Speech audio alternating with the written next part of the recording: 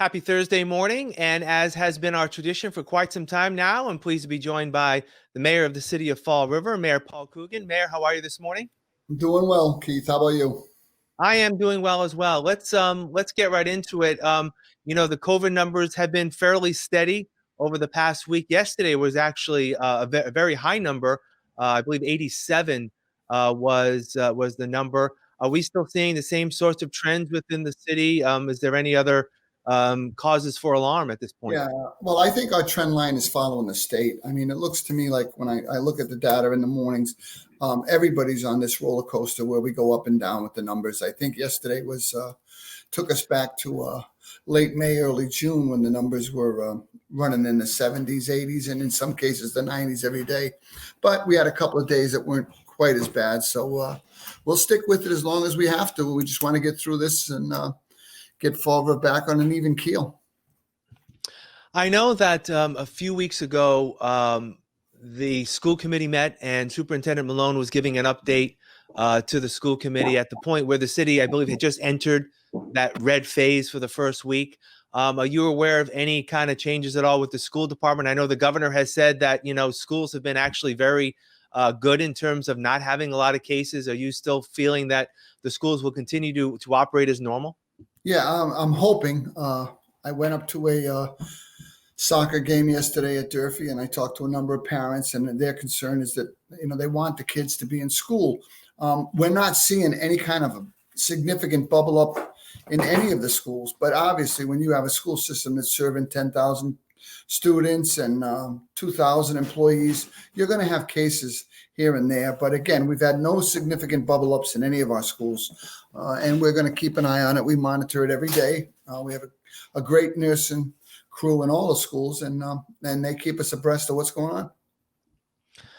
All right, moving on now to the election that just took place on Tuesday. Really not a lot in terms of local activity. The state legislative delegation was reelected. There'll be a new congressman in Jake Auchincloss in the 4th district. A lot of our county seats have been refilled with many of the incumbents. What were your thoughts on the election, and how do you think it'll help benefit Fall River? And I guess particularly would be the only change in terms of Congressman-elect Auchincloss. Right. Jake, I supported Jake. He knows what we need in Fall River. We've gone over it a number of times. He has a good group of people down here supporting him. He's brand new to the area, but I think he understands what it takes to run a city. He's a Newton City Councilor and a Marine veteran, so he knows what we need to get the job done. I'm happy that the entire legislative delegation is returning. They're very supportive of the city programs and what we do here. I think the issues that people are going to be watching are the nationwide issues related to the presidency. But that's where the rest of us are in a very calm mode around an election compared to that. Right.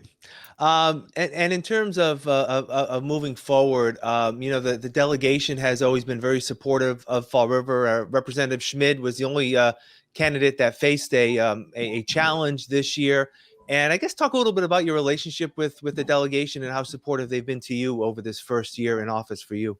Oh, yeah, they've been great. We obviously, before COVID, we had regular monthly meetings as a unit. I've met with them once within the last 6 weeks. I see them all the time. We definitely work together to bring out the most state aid we can to the city of Fall River and state projects. We have a number of things that the state's consistently supported us on, whether it's the city pier, whether it's Route 79, whether it's sidewalks, anything. So we're very pleased with what the state does. We have a great working relationship with Beacon Hill, especially with the lieutenant governor and the governor. So I'm glad that we were able to reconnect in a positive way that'll help the city. All right. Last week we talked about your forwarding of a name for city administrator. The candidate withdrew. Is there any updates on that position? Have you been moving forward, and are we expecting another candidate soon?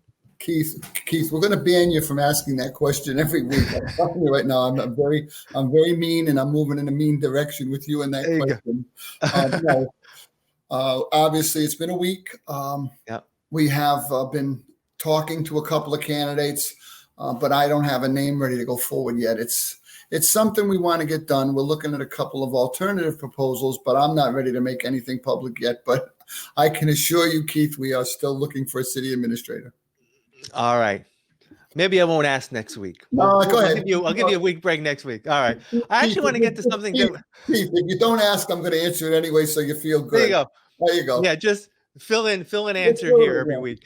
All right. Also last week at the city council, it's something I wanted to ask you last week and I totally forgot. So I'm going to ask you about it this week. Was a proposal to turn over the Bank Street Armory for revitalization. And talk a little bit about that. And I know from what I've heard, there are some plans to revitalize it in a way that could be very beneficial to the city. Right. I mean, when you look at that strip coming up where we're renovating the old BCC, we have a real market line going up there to some of our restaurants right through the heart of downtown. If I can get the Bank Street Armory to look like the Pawtucket Armory, and I encourage all of our citizens to go online and look at that facility, it's a great place for a wedding, a concert, a craft show. The gentleman that did that was the gentleman we sought out to look at our Bank Street Armory. He came down with his wife from New Hampshire. He's got his own construction company. He owns the Woonsocket Armory. He owns the Pawtucket Armory. He also owns a venue hall in Worcester. So he knows how to make a place shine and pop for a city. If we can get that done, I think the citizens will be very pleased. That building's been dormant for 10 years. He's not looking for money. He's looking to buy it and go in there and renovate it. The question with the RDA and them taking possession of it to sell it versus the city, if the city sells it, we have to go out to a bid. I just want to make sure that we know who's getting it, what their track record is with armories, with institutional buildings like that. And I want to make sure that the place is a show place for the citizens in Fall River. I think that's how we link economic development. Like I said, it'd be nothing better than seeing a bunch of people going downtown after COVID, attending a show at the Bank Street Armory, or going to a high-end craft fair, or anything, any kind of a civic event, a dance competition. We can put anything in there if we make the place a show place, and that's my intent.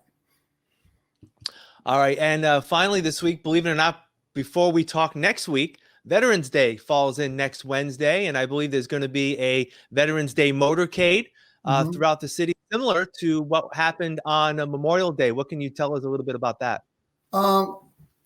Very little. I know there is a planned one. There's some great things to look at. I believe there's even a helicopter on a flatbed truck, but we'll be participating. Prior to that, on Tuesday, we'll have a luncheon for the veterans at the Corky Road Club. There's another ceremony down at Sunnyside for the veterans. There's a number of activities. We'll get them posted up on the website, but obviously none of us, you, me, anyone would be here without our veterans and all they did for our country. So they're first in line when we're offering appreciation. Yeah.